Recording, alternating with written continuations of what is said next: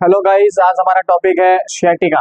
ठीक है, तो शियाटिका तो आपने बुक्स में, चाहे जैसे ऑर्थोपेडिक्स की बुक है, चाहे वो आपकी न्यूरोलॉजी की बुक है, तो आपने बहुत सारी डेफिनेशन पढ़ी होंगी कि शियाटिका क्यों होता है। शियाटिका किसी भी एक नर्व, कोई भी नर्व का जो शियाटिक नर्व है जो कि हमारी लंबर प्लेक्सस में प्रेजेंट होती है। ठीक है, जैसे अपर लिम्ब में ब्रेकियल प्लेक्सस होता है, उसके पार्ट्स होते हैं हमारे मीडियन नर्व है ना, रेडियल नर्व, ये सब पेरिफेरल नर्व्स निकलते हैं। वैसे ही लोअर लंबर रीजन के अंदर हमारा लंबर प्लेक्सस प्रेजेंट होता है। ठीक है, तो उस प्लेक्सस का जो एक नर्व, पेरिफेरल नर्व होती है, जिसको हम कहते हैं शियाटिक नर्व।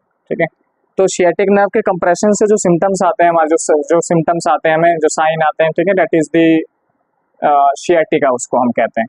ठीक है, शियाटिका कोई ऐसी बीमारी नहीं है। जैसे बुखार आ जाता है हमें, ठीक है, कोई भी इन्फेक्शन होगा तो उसकी वजह से बुखार आ जाएगा। ठीक है, तो बुखार का कोई कॉज होता है, ठीक है, कि भाई ये हुआ इसलिए बुखार आ गया, कोई इन्फेक्शन है, कोई इन्फ्लेमेशन है, इसलिए बुखार आ गया। वैसे शियाटिका होता है। तो शियाटिका कोई भी कहीं पे कंप्रेशन आएगा, जो शियाटिक नर्व का रूट होता है। ठीक है, जो शियाटिक नर्व का रूट होता है लोअर एक्सट्रीमिटी के अंदर, तो अगर लंबर रीजन से अगर ये चालू हुई है शियाटिक नर्व, ठीक है, तो इसका रूट होता है हमारा लोअर एक्सट्रीमिटी में। ठीक है, बटक से होता हुआ हमारा नी, क्या कहते हैं, पोस्टीरियर पार्ट ऑफ द जो हमारा लेग्स है, ठीक है, से लेके पूरा लोअर एक्सट्रीमिटी तक सप्लाई करती है। ठीक है, तो मसल्स को सप्लाई करती है। तो जहाँ जहाँ पे ये जाएगी उस रूट पे पेशेंट को इसके सिम्टम आएंगे। तो पहली बात तो देखो, जो शियाटिक नर्व होती है वो तो नर्व है। ठीक है, तो शियाटिक जो कोई भी नर्व है, चाहे वो शियाटिक हो चाहे कोई भी नर्व, ठीक है, नर्व के पास किसी भी तरह के ना पेन फाइबर प्रेजेंट नहीं होते। तो जो पेन फाइबर है हमारे पास, जो नोसिसेप्टर जिनको हम कहते हैं, ठीक है, तो वो प्रेजेंट नहीं होते। तो एक्चुअली में पेन कहना थोड़ा सा अच्छा नहीं होगा। तो पेन क्यों होता है, पेन फील क्यों होता है? वैसे शियाटिक जो कोई भी नर्व कंप्रेस होगी उसकी वजह से खाली आपको नमनेस आती है। तो नर्व का फीचर ये होता है कि अगर वो कंप्रेस होगी तो पेन नहीं करेगी, आपको नमनेस आएगी, वीकनेस आएगी। ठीक है, टिंगलिंग सेंसेशन होती है, बर्निंग सेंसेशन होती है, पेन नहीं होता है। ठीक है, पेन क्यों आता है? अगर शियाटिक नर्व के, हमें पता है कि जो जहाँ से वो नर्व निकल रही है उसके आसपास बहुत कॉम्पैक्ट स्पेस होता है वो। ठीक है, जहाँ से वो निकल रही है उसके आसपास मसल्स होती हैं, ठीक है, लिगामेंट्स हो सकते हैं, किसी की कैप्सूल हो सकती है, टेंडन हो सकती है।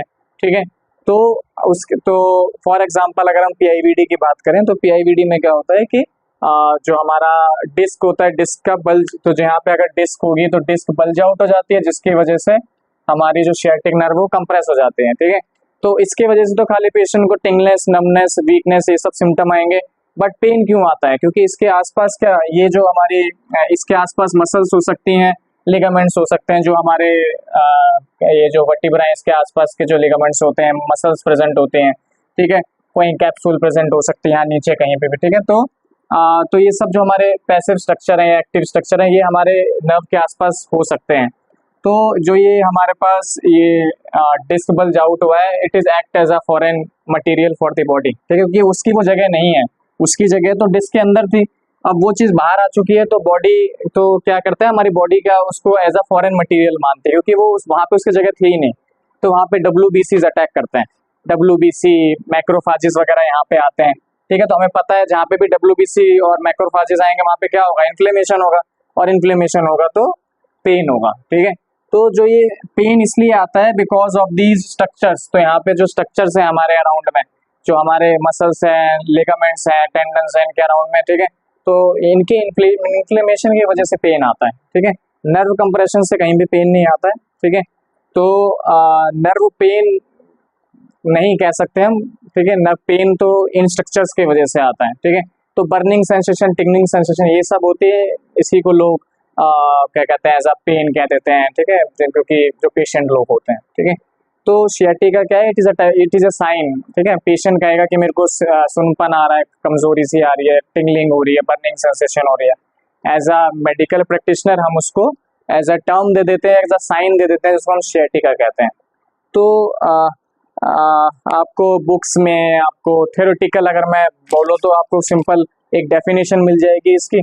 ठीक है, बट ऐसा अगर मैं प्रैक्टिकली बोलूँ तो, अगर आप, जैसे हम तो पेशेंट देखेंगे, ठीक है, आपके पास डायरेक्टली पेशेंट आ रहे हैं शियाटिका के। ठीक है, तो पेशेंट तो बस एक दो चीज़ें पता होती हैं कि भाई आप पे आजकल तो पेशेंट भैया यूट्यूब से पढ़ के आते हैं, इधर उधर से गूगल करके आते हैं, विकीपीडिया करके आते हैं, तो पेशेंट को पता होता है शियाटिका।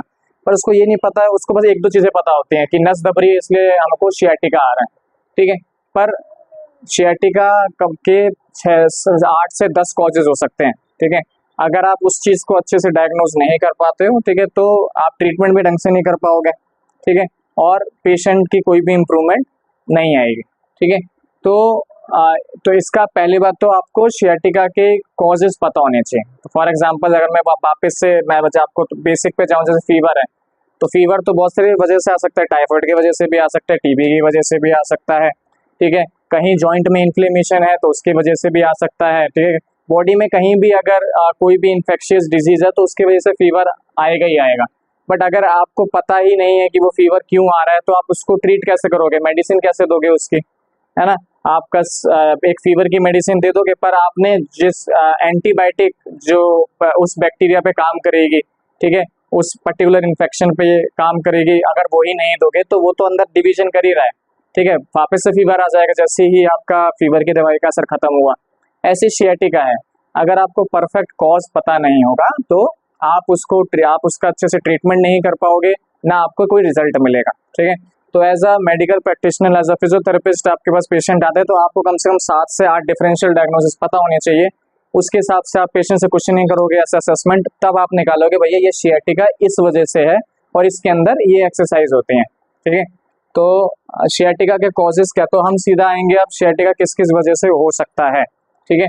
तो सियाटिका तो मैंने बता दिया क्या होता है, नर्व कंप्रेशन हो सकता है, जरूरी नहीं है वो नर्व कंप्रेशन खाली लंबर की जगह पे हो, वो इसके रूट पे कहीं भी हो सकता है कंप्रेशन, ठीक है। तो और जहाँ पे कंप्रेशन होगा वो पूरे रूट पे ही पेशेंट को सियाटिक पेन या नमनेस या टिंगलिंग सेंसेशन फील होगी, ठीक है। जरूरी नहीं यहीं पे हो सकता है कि बट्टक एरिया में कंप्रेशन हो गया हो या नीचे कहीं कंप्रेशन हो गया हो किसी ट्रॉमा के वजह से, स्वेलिंग की वजह से, इन्फ्लेमेशन की वजह से, टाइटनेस की वजह से, ठीक है। तो हम क्या क्या कॉजेज सियाटिका के हो सकते हैं, तो हम पहले मेन कॉज पे आते हैं जो सबको पता है, जो अगर कोई पूछता है सियाटिका सबसे पहले मुंह से निकलता है हमारा PIVD, ठीक है, PIVD, ठीक है, that is prolapse intervertebral disc, ठीक है, या इसको दूसरी चीज हम क्या कह देते हैं, हर्निएटेड डिस्क, है ना, यही दो नाम होते हैं इसके, ठीक है, PIVD।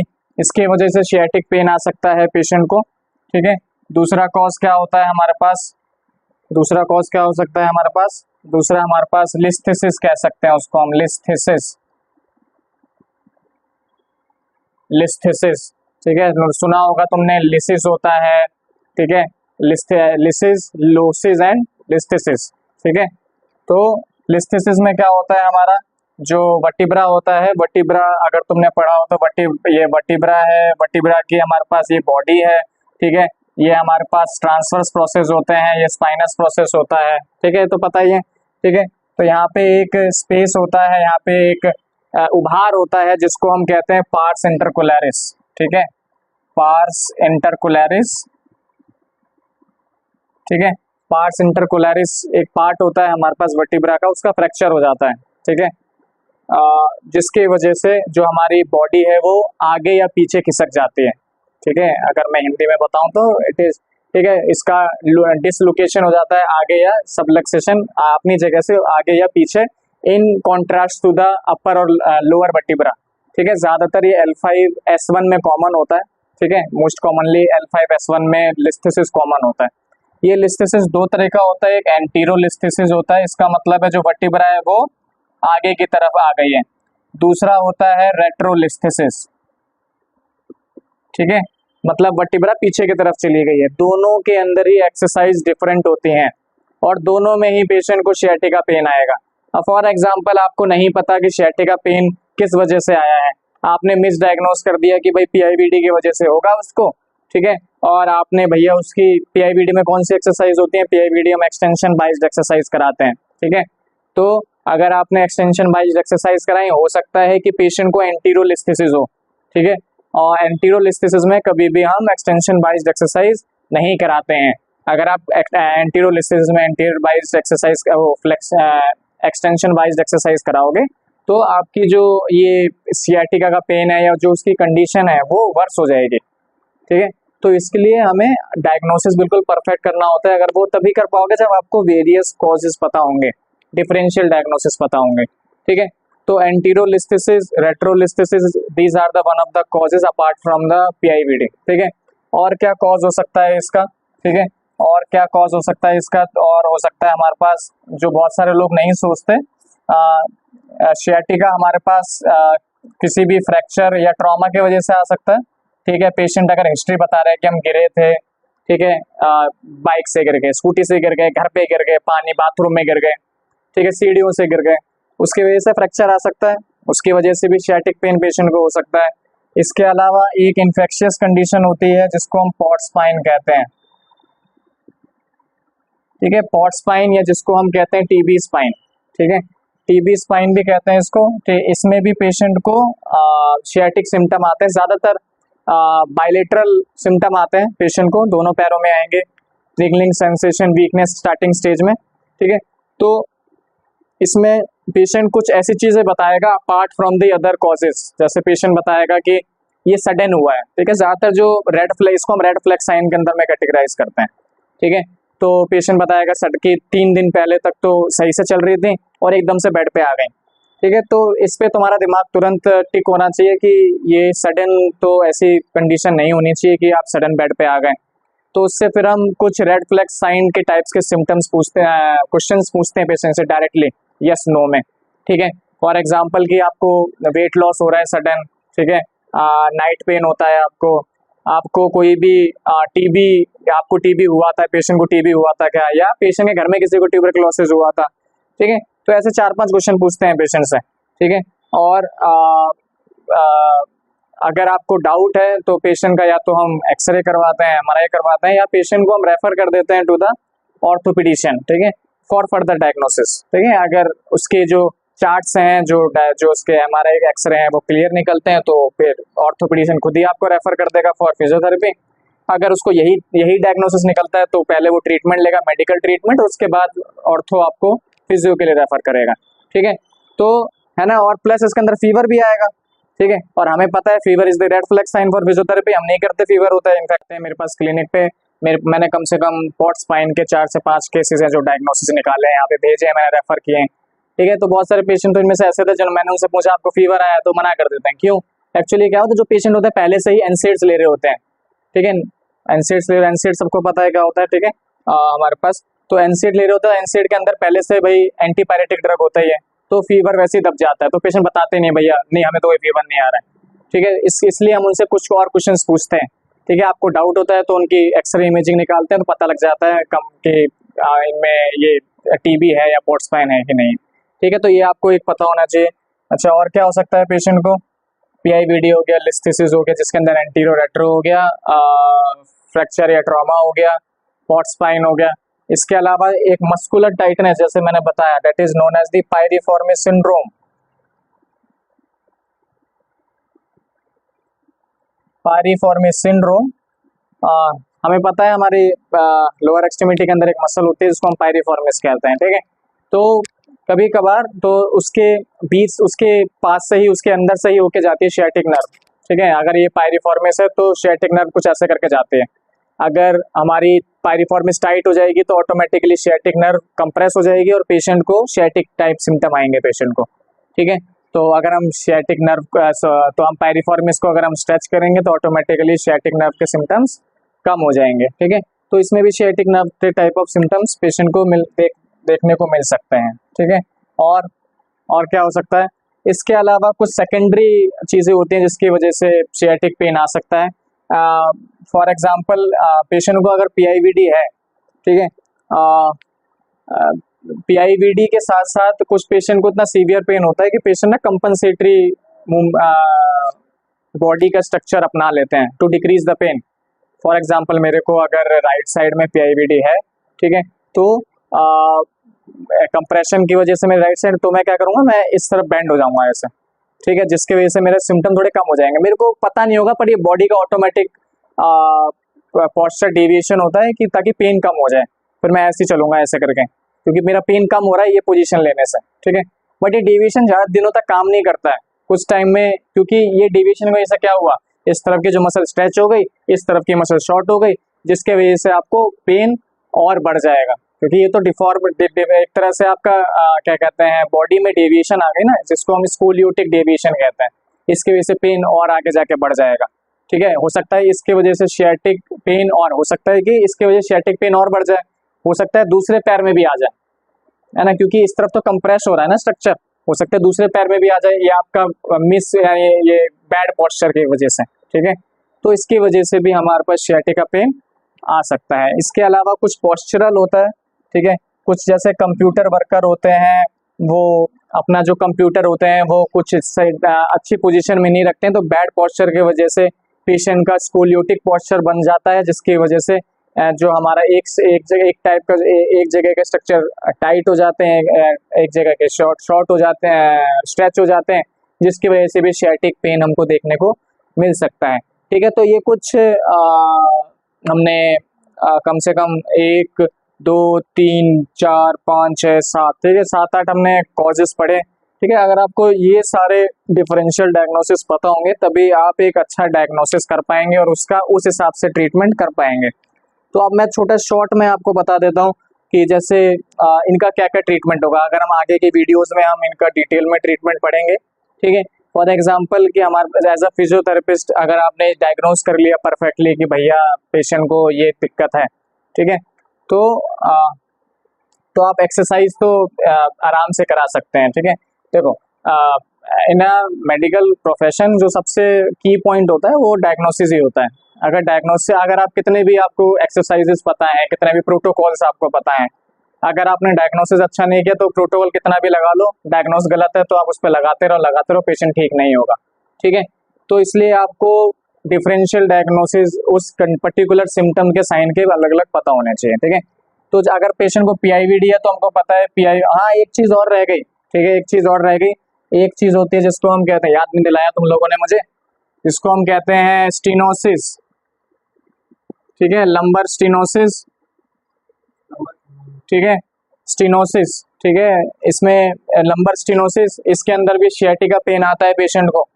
ठीक है, तो इसके अंदर में तुम्हारा जो हमारे वर्टिब्रा के बीच में जो स्पेस होता है, ठीक है, वो कम हो जाता है। ठीक है, जिसके वजह से कंप्रेशन आता है सियाटिक नर्व पे। ठीक है, तो इसके वजह से भी पेशेंट को सियाटिक पेन आ सकता है। ठीक है, तो अब तो एक और डिफरेंशियल जुड़ गया हमारे पास सियाटिक पेन के लिए।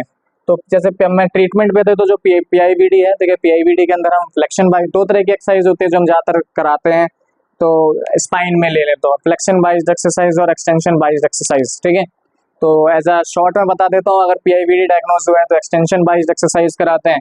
लिस्थेसिस में अगर एंटीरो लिस्थेसिस है तो हम फ्लेक्शन बाइज्ड एक्सरसाइज कराते हैं। फ्लेक्शन बाइज में knee to chest, single knee to chest, double knee to chest. ठीक है, सुपाइन एसएलआर, फॉरवर्ड बेंडिंग। ठीक है, ये सब एक्सरसाइज आती हैं। ठीक है, रेट्रोलिस्थेसिस में एक्सटेंशन बाइज्ड एक्सरसाइज कराते हैं पेशेंट को, ब्रिजिंग, प्रोन एसएलआर। ठीक है, प्रोन ऑन फोर आर्म्स, ये सब चीजें। ट्रॉमा, ये फ्रैक्चर और ट्रॉमा तो डायरेक्टली आएगा नहीं, अगर आ जाता है तो आप उसको सिंपल से ऑर्थोपेडिशियन को रेफर कर दोगे, बाद में वो आएगा पेशेंट तो उसकी स्ट्रेंथनिंग वगैरह में हम दोनों टाइप की एक्सरसाइज कराते हैं।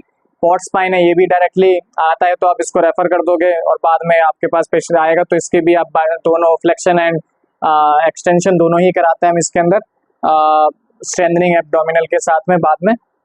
पायरिफॉर्मिस सिंड्रोम, ये क्योंकि मसल टाइटनेस है तो इसके अंदर में तो हम पेशेंट को जो स्पाइन है उसकी स्ट्रेंथनिंग तो कराते हैं, चाहे एक्सटेंशन और फ्लेक्शन दोनों के साथ, प्लस जो इंपॉर्टेंट की है क्योंकि पायरिफॉर्मिस टाइट होने के वजह सिम्टम आ रहा है तो हम पायरिफॉर्मिस की स्ट्रेचिंग भी कराएंगे। इसके अलावा बाकी जो मसल्स उसके आसपास हैं, ग्लूटियल्स हैं, ठीक है, हैमस्ट्रिंग है, काफ है, इनकी भी स्ट्रेचिंग हम साथ साथ में हम कराएंगे। ठीक है, पोस्चरल है तो पोस्चरल डेविएशन ठीक करेंगे। ठीक है, तो जिससे वो कन्वेक्सिटी, जिस तरफ हमारा कनकेविटी हो रखी है, ठीक है, तो अगर तो हमें पता है जिस साइड हमारा कनकेव हो रखा है वो उस साइड को उस साइड की जो मसल है वो स्ट्रेच हो रखी है।